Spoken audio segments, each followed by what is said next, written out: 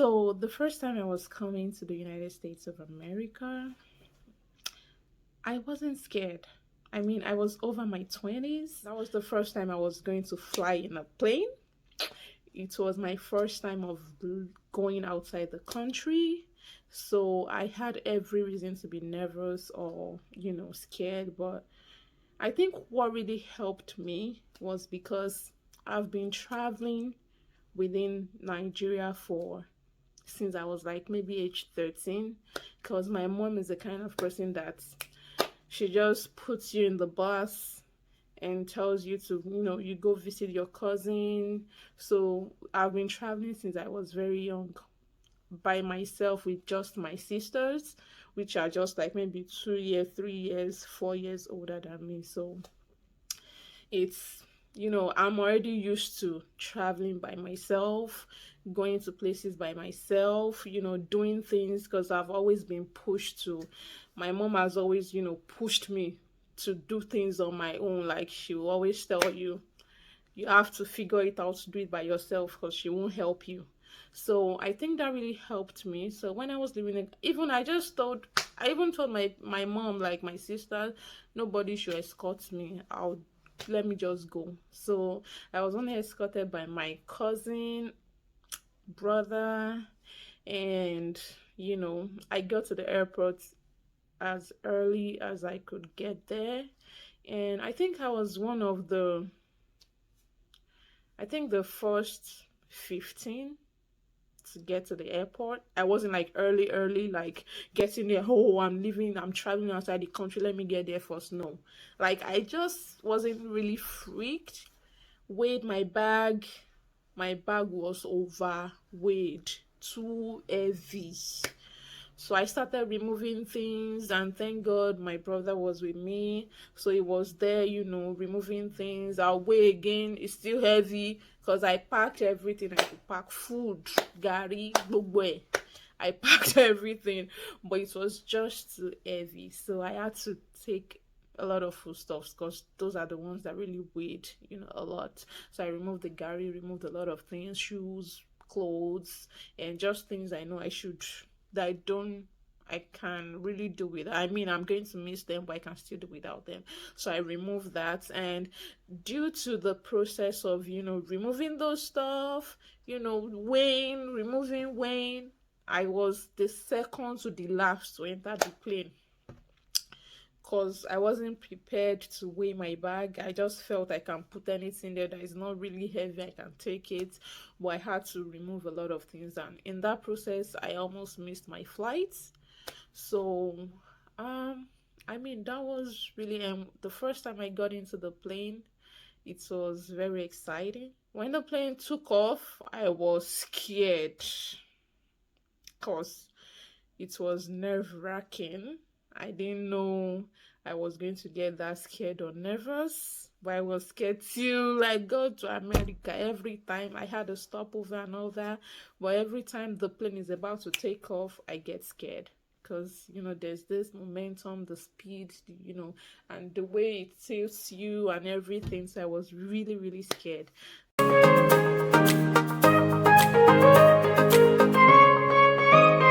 YouTube, I'll always prefer YouTube, because I'm a lash technician, and I visit YouTube a lot to watch other lash technicians with a lot of experience, lively to experience, share their views, and whenever I see them do that, I feel like I can do this, so I think I'll start up a YouTube channel soon. So watch out. At Wing Speaks, watch out. Ẹ̀yin tèmi, báwo ni o ṣe wà? Samsung, any day, anytime, period. I think the future, I want to see some things in that future, so I'll prefer the future. I would rather go for fall, because summer most times it's too hot, even hotter than Nigeria. It's very hot. So thank God for the AC and everything, because it would have been like hell here. You know what? I used to think I can live without AC until I revisited Nigeria last year. And my dear, oh my God, I was always longing, like waiting for that time I get back to the hotel and feel that AC, shower, and stay inside the AC. So right now, I don't really know. In America, I can live without AC because the weather is most times favorable. But in Nigeria, it would be hard, you. I mean, if there is fan, I can live without AC. But if there's no fan, no lights, to be hard though. I think I'll just go for the internet. Mm, that's the only option we have. I'll go for internet. I will stop eating meat any day, anytime. I'm more of a vegetable person, so I will go for vegetable.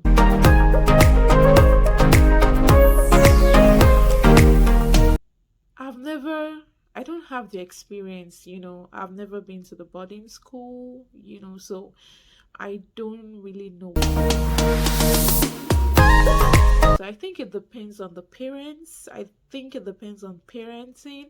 You can decide to send your kids to boarding school if you know they have like their self-esteem is high, and they can get bullied, or the peer pressure wouldn't really affect them.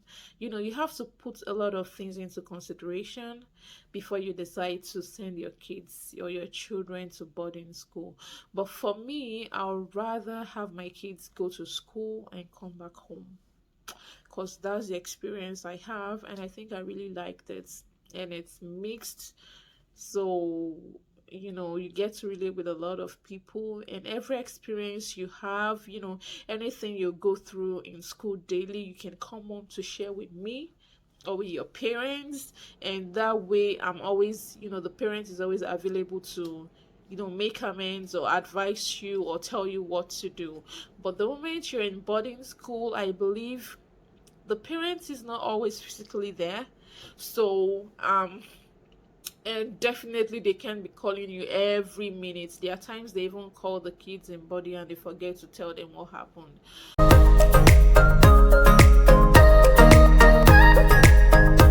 It makes children independent.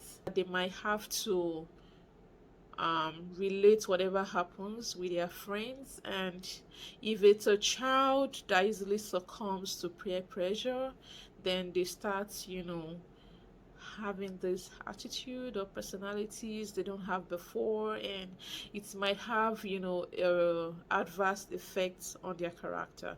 I think it has advantages and disadvantages, so it depends on the parents. If you're going to send your kids or your children to boarding school, I think you can try for the first term or something, and see their character. That the moment you see that the child is starting to change, and some kids do pretend. So I mean, I don't really know, but any day, anytime, I'd rather go for the day schooling, because that's what I experienced and I really liked it. So, but boarding is also good, because I've seen friends when I was in the university that went to boarding school, and they are like very cultured, mannered, intelligent. So it's left to the parents. So I'll say traveling is part of education. Wherever you are, whatever you're doing, I'll say travel. Try as much as possible to visit new places. If you're not if you've never traveled outside the country, you can travel within the country, visit your family, visit friends. By so doing, you get to mix up with people, know people's character, know how to relate with different people. When you're a kind of person that travels, your maturity level moves from 0 to like 100, because you get to do things on your own, do things by yourself, figure things out on your whole the way. And by so doing, you just unintentionally, you just start to get matured on your own. So I mean, it's not like visiting, traveling for the wrong purpose, but and whenever you're traveling, just let your family know if you're a teenager or something, and just travel. If you believe in something, my dear brother, sister, go for it. No matter how much you fail, no matter how much you fall, if you believe it, keep going for it, and one day it's gonna be a success story. So if you've really enjoyed my video, please and please and please subscribe to Tolu Alax. Hit the subscribe button down here and watch out for more interesting videos.